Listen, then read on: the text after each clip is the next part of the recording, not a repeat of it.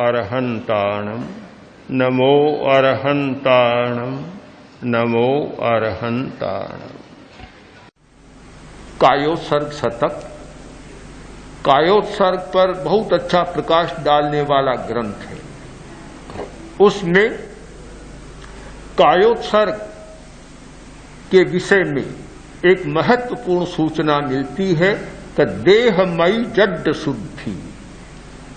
कायोत्सर्ग का लाभ क्या कि देह की जड़ता और मति की जड़ता का शोधन होता है।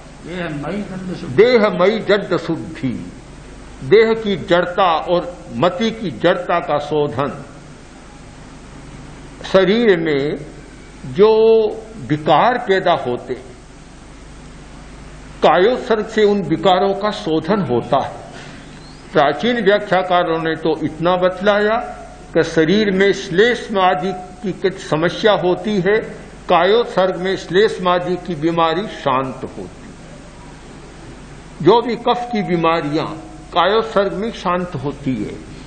पर आज विज्ञान के संदर्भ में हम देह जड़ता की शुद्धि की व्याख्या को करें तो और बहुत सारी नई बातें हमारी जानकारी में आ जाती है कि कायोत्सर्ग के द्वारा रक्त विकार का दोष शांत होता है। रक्त विकार की जो बीमारी है कायोत्सर्ग में वह शांत हो जाए। दूसरी बात, रक्तचाप की बीमारी के लिए तो एक अमृत संजीवनी बूटी का काम कायोत्सर्ग करता है। जिनको रक्तचाप है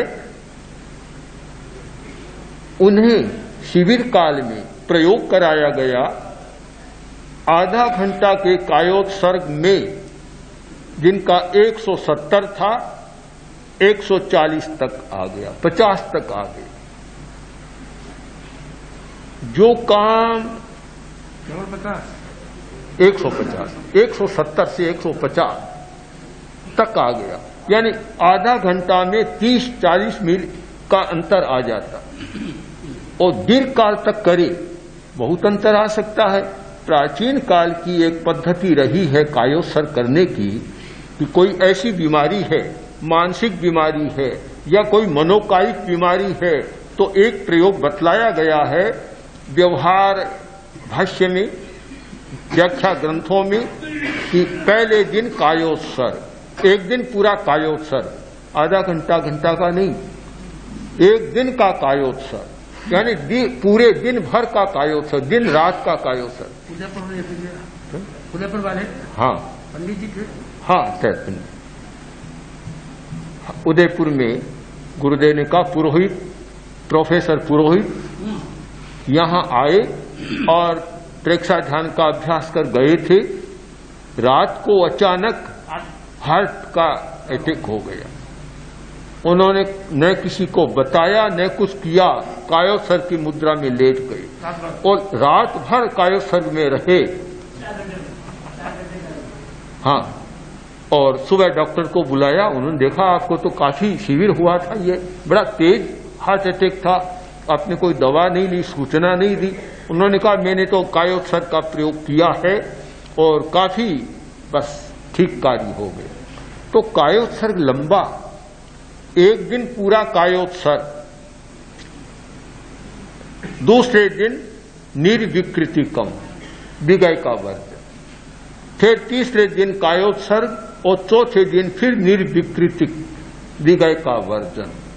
यह क्रम बराबर चले 9 दिन तक। यह क्रम चले 9 दिन तक, लगभग बीमारी शांत हो जाएगी। और उस स्थिति में भी अगर थोड़ा कोई अंश बचता है तो फिर आगे दूसरी योग की प्रक्रिया। जैसे मतलब सब बंद, हाँ सब बंद। हाँ, जैसे आजकल हार्ट अटैक होता है उनको सब बंद कर देते हैं ना, ये चिकनाई रोड बसा सारी, तो विगय नहीं, बस केवल रूखा आहार। रूखा आहार भी इन बीमारियों को मिटाता है और कायोत्सर्ग का फिर योग मिल जाता है। तो कायोत्सर्ग की एक लंबी प्रक्रिया है, दीर्घकालिक प्रक्रिया। 1 दिन का कायोत्सर्ग, 2 दिन का कायोत्सर्ग, 12 दिन का कायोत्सर्ग, दीर्घकालिक कायोत्सर्ग। तो रक्तचाप, हृदय रोग, के लिए बड़ा कल्याणकारी है और मस्तिष्क के लिए बहुत उपयोगी, यानी हृदय, मस्तिष्क और मेरुदंड, इन तीनों को आराम देना कायोत्सर्ग का मुख्य प्रयोग है। और ये तीन स्वस्थ हैं तो सब कुछ ठीक है। जिसका मस्तिष्क ठीक है, हृदय ठीक है और मेरुदंड ठीक काम कर रहा है तो उसके लिए स्वास्थ्य की काफी सुविधा हो जाती है। आराम देने वाला बहुत ज्यादा विश्राम देता है और मानसिक तनाव और मानसिक रोग, इनके लिए कायोत्सर्ग जैसा कोई महत्वपूर्ण उपाय या चिकित्सा की पद्धति नहीं है। एक मनश्चिकित्सक के सामने रोगी जाता है तो मनश्चिकित्सक सबसे पहले उसे सुझाव देता है कि तुम बिल्कुल ढीले होकर सो जाओ, शिथिल होकर सो जाओ। मांसपेशियों की शिथिलता, मस्तिष्कीय स्नायुओं की या पूरे स्नायु तंत्र की शिथिलता, बिल्कुल ढीला छोड़ दो। अब उस स्थिति में एक तो प्राण का संतुलन हो जाता है। प्राण का संतुलन कायोत्सर्ग की मुद्रा में होता है। जब कोई कायोत्सर्ग में लेटता है, असंतुलित प्राण, इस बीमारी को, प्राण के असंतुलन की बीमारी को अभी मेडिकल साइंस में भी पकड़ा नहीं गया। जहां भी प्राण ऊर्जा ज्यादा इकट्ठी हो गई, कोई न कोई गड़बड़ी पैदा करेगी। हमारे शरीर में एक संतुलन है कि किस अवयव में कितनी प्राण ऊर्जा रहनी चाहिए। कहीं ज्यादा इकट्ठी हुई, अगर मनुष्य के काम केंद्र में ज्यादा इकट्ठी हुई तो काम वासना प्रबल हो जाएगी।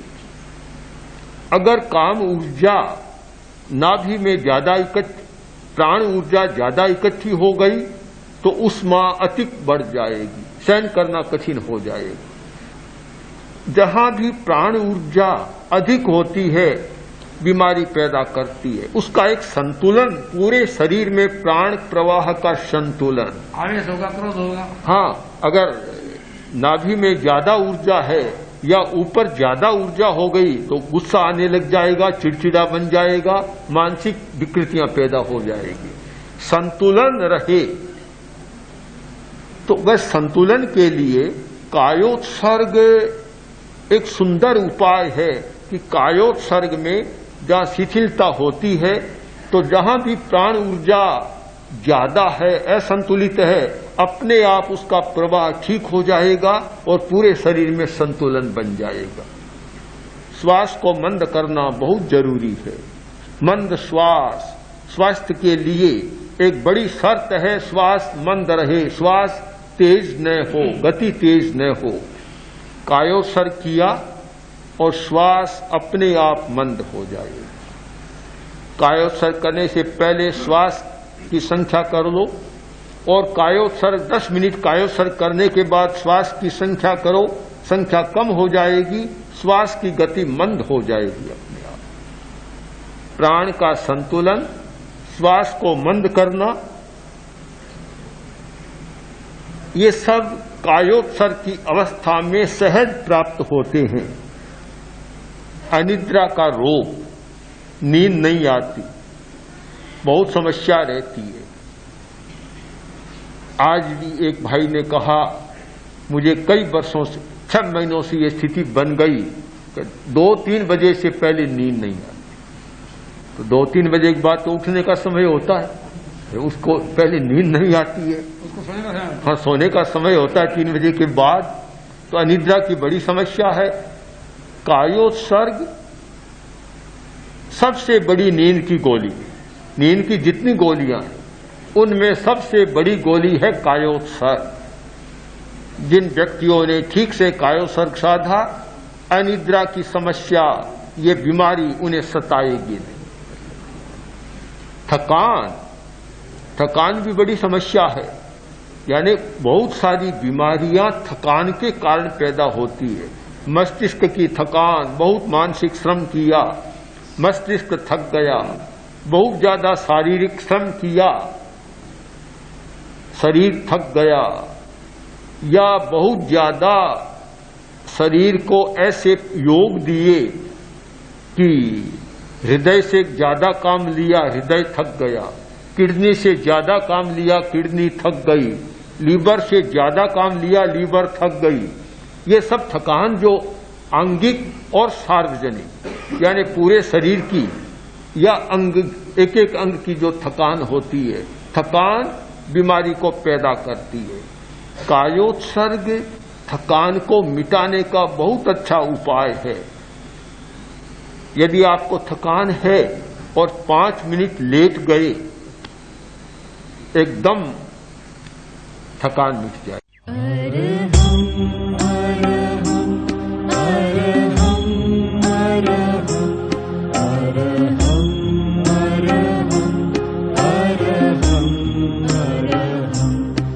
Hare